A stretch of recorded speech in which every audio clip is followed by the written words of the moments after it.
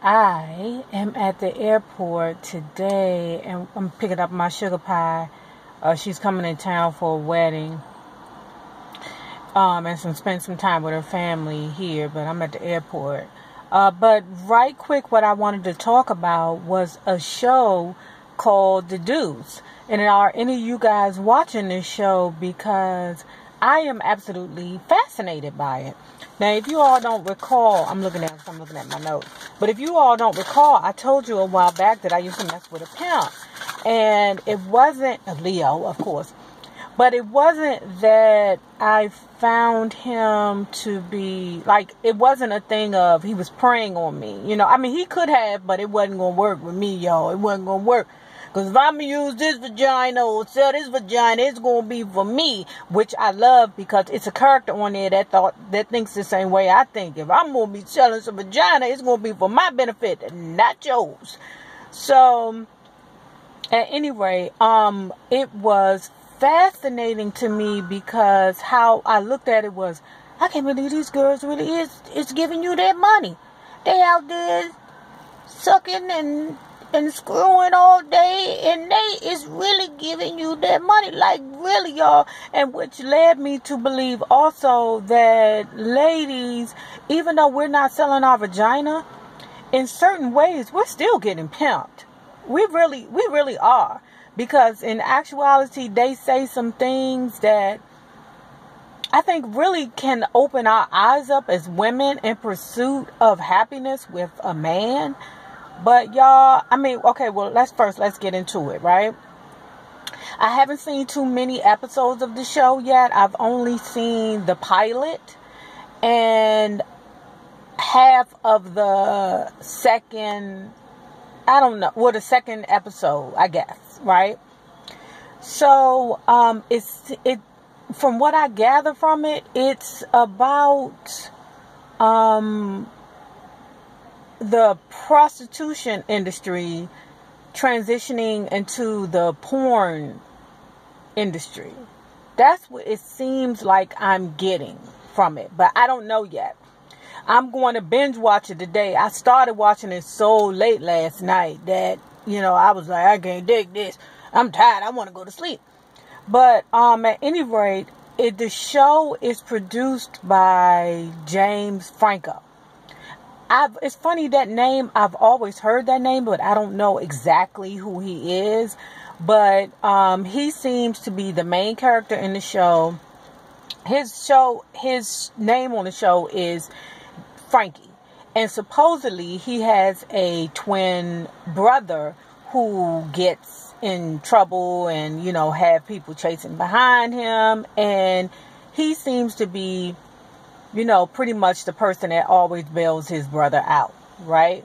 But then James Franco, has his own issues, like with his wife, who I don't quite get their dynamic yet, because I'm like, why are you putting up with this, huzzy? But it seems like the kind of relationship where they've been together for so long that he fell in love with her, and we know how men are, If they love you, then they love you forever. They'll love you through fire, wind, storm, everything. That's how men are. And that's what their dynamic seems to be, where he's with her through everything because she's doing dumb stuff. Like, she feel like you working 100 hours a week and I'm in this house by myself. And he looking at her like, huzzy, I'm in this house I'm working 100 hours a week so that you don't have to work, or so that we can have a good life. But he's working, and I don't think it's satisfying to her monetarily, because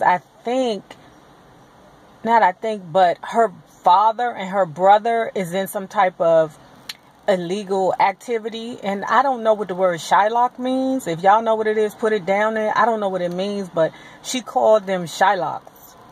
I don't know what that means. That's not a black thing, child. That is not a black thing. So I can't even begin to tell you, what does Shylock mean. Hold on. It's just hot in here. I got to roll the window down some more.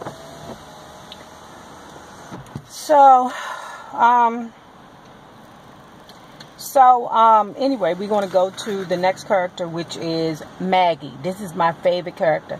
This is the one that I told you about, who is the prostitute, but she does not have a pimp. And I love her. And there are other pimps. There are two main pimps. There are two main pimps in the movie or in the show that are trying to pursue her. And I mean, they are spitting game. Game like a motherfucker. They are spitting game at her. I mean, game like a motherfucker. You hear me? And she like, that's all right. I got it. And she's very respectful, and I think they respect her because of the fact that, I think they respect her. So, she was the one who I told you, oh no, if I'm going to sell my vagina, it's going to be for me. Not for you, not for nobody else. But, in actuality, what I learned from dealing with a pimp was that you need protection in the industry. I ain't saying that you're supposed to give your money to a pimp, but for real, I just get me a banger and protect myself. If you know what I mean, I get that banger. You ain't about to take my money. I don't need protection from you. Okay. But I like her. She has a son that stays at home with her mother, and she pays her mother some money to watch her son. The next person is this beautiful, beautiful Russian girl. She reminds me of, what was that girl name from that 70s show that was Ashton Kutcher's now wife? Oh, I forget her name. But she's beautiful. But she's Russian. And she's like a rich student. And she just seems so lost. But her name is Margarita. I forget but her real name is Margarita. And she pretty much is, I haven't seen yet how she's going to fit into this, but she is a student who is well-to-do, that seems like she's just bored and lost. Those are the worst kinds, because all you need is the right motherfucker to get up in your head. But what's crazy is she was arrested for trying to pick up speed, but a dirty cop had got him, was like, oh, I'll let you out, baby. I'm about to let you free, but you're going to give me some of that vagina, okay? I want some of that vagina. So they ended up going to get some drinks at James Franco's bar. But she ended up getting away from him because she was like, I think I want to sit and talk with you for a spell. And the dirty cop was looking like, girl, I done set you free so I can get some of that producer. And now you want to play games with him, girl? What's wrong with you, girl? I'm trying to get it. Oh, but I'll catch you later, girl. I'll catch you. I'm going to get that vagina. So then, thus the relationship begins between her and James Frankie, the bar owner.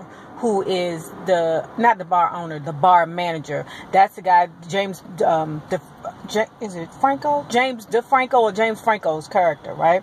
So the next person we're going to talk about is Lori. Her name is Emily Mead. She is she just touched down from, she say Minnesota, right? But she been selling that vagina for since she was 16 years old. And I love the way the show shows the different dynamics and between the hoe and the pimp, and the levels, the new prostitute from the the old prostitute, the seasoned prostitute, you know what I'm saying? So I love the way the show is showing that. I'm telling y'all guys, it's a great, great show. And she hooks up with a pimp. Let me see his name. Now, this pimp is actually one of the guys from The Wire, because I remember him. I was like, wait a minute. He looked familiar. But he's from The Wire. He's the African. His name is Gabangi Apkene, something like that. He's a DC native.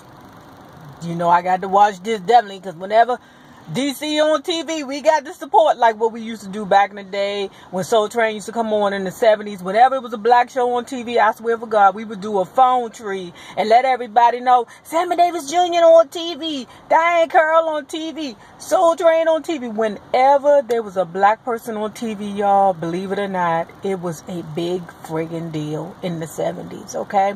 So we definitely had to call around and tell the family it's a black person on TV. So we do the same thing with DC. That's why we support each other so much. So anyway, he is a pimp also, but they haven't really gave me too much on his character. Method Man is also a pimp. They haven't given me too much on his character. Now, Method Man and what's his name, Gapanga, they are both heavily pursuing the prostitute Candy, who is her own pimp. Okay. Now, then it's another pimp who they kind of focused in on more in the pilot. His name is Gary Carr. I call him the Cutter Champ, okay? Because he's the one who picked up the seasoned hoe that was 16 years old, that's now, I think, 19 or 20. And it's crazy to me, like, how these pimps really think that, oh, I'm going to give you this thing, and if you're real good, I'm going to give you this thing. Really? Really? That's what you gonna do? You gonna give me this thing if you real good? Really? That's my prize for selling all this vagina out here? Child, bang. Bang!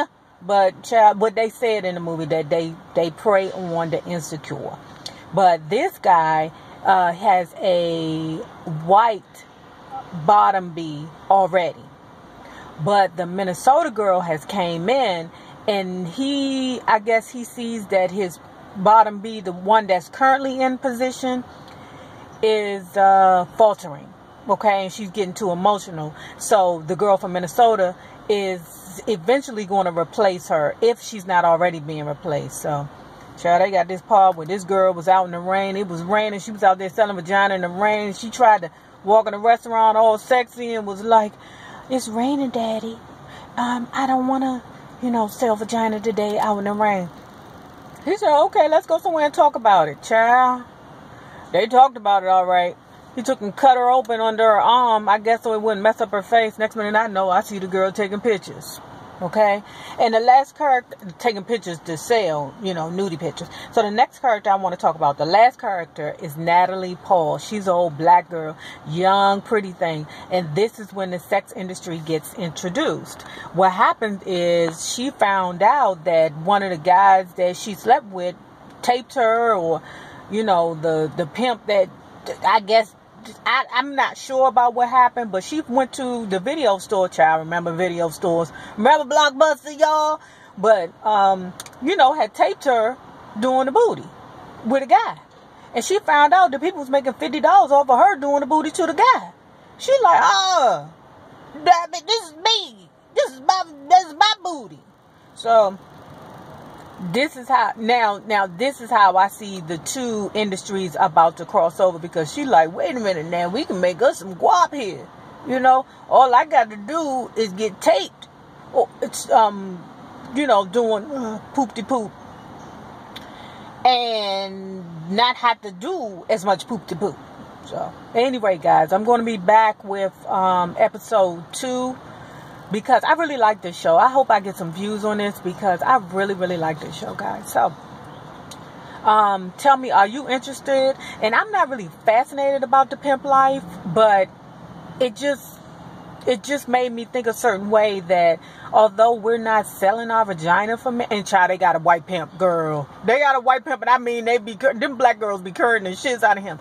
But I'm thinking, just because we're not selling our vagina for these men, the way that these men talk to the women and how they try to feed us lies and BS to get up in our head, and how manipulative these men are. Because I told you, we control men with our bodies, but we control men's with our men. What am I trying to say? Men control our minds, we control their bodies. That's close enough. Anyway, guys, remember this. I want you to like, comment, subscribe, and The same people you meet on the way up are the same people you meet on the way down. Naysayers, my patron loves. Have a good one. Deuce.